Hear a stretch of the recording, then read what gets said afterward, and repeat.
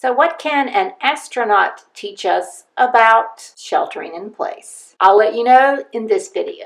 How's it going, Reinventors? My name is Amelia Sims. This is Reinventing You, the channel where you can be inspired to take your own reinventing journey so that you can live a life of joy, fulfillment, and purpose. And in this time of worldwide pandemic, a lot of us are having to reinvent several aspects of our lives, including those at home and being isolated from other people.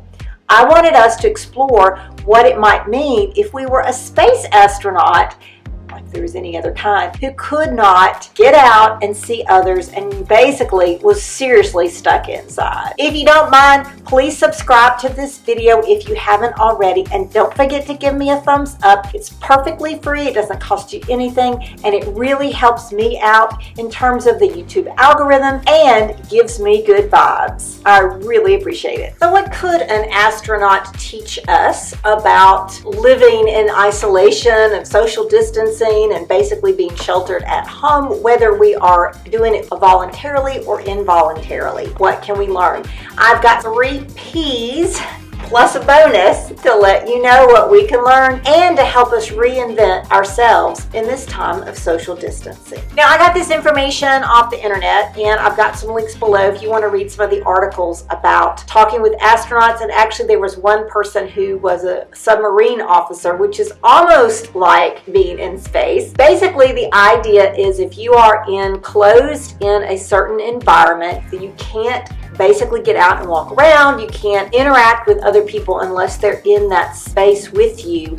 What can you do to make that a positive experience? What can you do to make that something that is not bringing you down? How can you create that atmosphere that makes it good to get up every morning rather than, oh my God, one more day of this social isolation? According to the astronauts and the one submarine officer, here's what we can learn. The first thing we need to learn is people. If you are with others in an environment where you can't be around other people, then you really need to work on your communication skills with those who are in the situation with you. That means you have to express yourself. Don't expect them to read your mind, and don't expect them to deal with your bad moods. When you communicate with somebody, it's not just saying what you want or what you desire or your truths. It's saying what's good for everybody or what needs to be done or what is necessary. And it's doing it in a way that is receptive by the other person. And I learned this when I've been on a lot of marriage retreats, and I've also counseled couples in terms of premarital counseling. When I married couples as a pastor, I would bring them in, and I learned to do this in a couple of situations. Now, I'm not a counselor, but this is one of the methods that I use, and I know it's helped in my marriage as well. That is, let the other person speak, hear them out, and then when they're done with whatever they're saying, you have to turn it back, and instead of thinking, well, I don't agree with you, it's much better to say, what I hear you saying is, and you repeat what you heard the other person say. A lot of times, my husband will say one thing and I will hear something else. My husband will say, the garbage needs to go out, and I will hear, why haven't you taken out garbage? Do it now!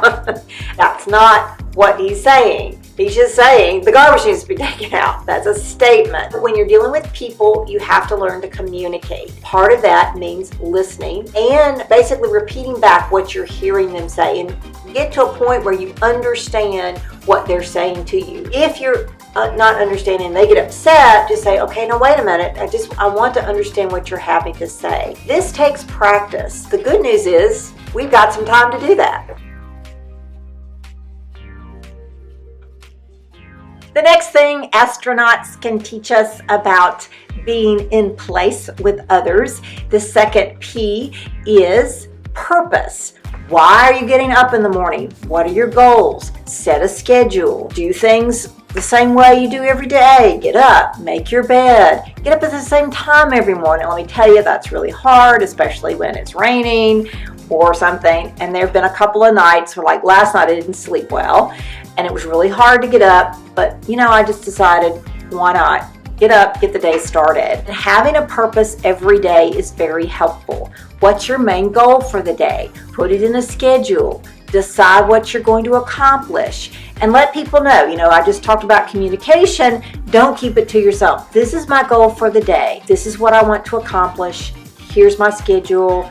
My husband did it this morning. He actually had to go out of the house, but he let me know, these are the places that I'm going. This is what I'm planning on doing. I'm planning on being home by lunch. When you communicate with other people that you're with and you also have a purpose for the day, including your purpose is a schedule and a way to carry out your purpose, it really makes life easier. Now, thank goodness we're not having to have a spacewalk or replace something in our capsule, but we do need to set every day a purpose and a schedule. Okay, we've had people, we've had purpose, and the third P for getting along with others like we're in space with other astronauts is to have pleasure. Now, I know I'm going to get some comments on this one. Find things that you enjoy. I was looking at a video recently and it was a person who was pretending to be the future self talking to the past self, like the person who was in April talking to the same person who was in January. One of the things they ask is, do you have any hobbies? And the girl goes, well, no. And like, you need to get some.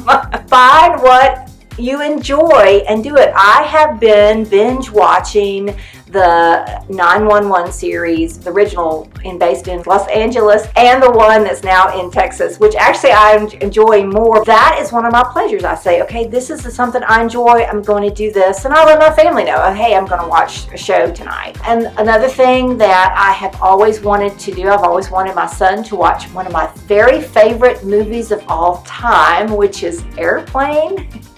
I know, 1980, I couldn't believe it was so old. I didn't realize how much I enjoyed the movie because we'd go on, I'd start laughing before even something happened because I knew what was going to happen. I know my family, especially my son, was like, oh my gosh, 1980, I don't get all these references. But I think it was enjoyable for us as a family. So when I say pleasure, don't just do things that you enjoy, but find things that everybody can enjoy. And that really makes a better atmosphere, whether you're in a space capsule, a submarine, or sheltering at home. So there have been some great people who've gone to outer space, and I want to thank the following people: Peggy Whitson, Chris Hatfield, Scott Kelly, and the submarine officer John Rafferty for helping me come up with these ideas to help us survive this social distancing that we're going through right now. The last thing that I wanted to point out, which was something that all four of them, and somebody else said this as well, is not only pay attention to people, purpose, and pleasure,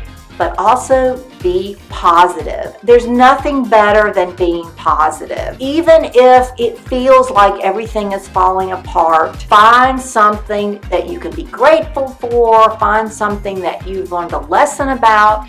Just find something to be positive about. It might mean biting your tongue when you really want to say something mean or sarcastic or whatever, but if you can be positive, it really creates a better atmosphere when you're stuck in some place with the other people. I hope these 4 P's were helpful for you, and don't forget to subscribe to this channel, and please help me out by sharing this video with somebody else that you think needs some ideas while they're stuck at home with others as well. Stay home, stay well, be safe, have a great one.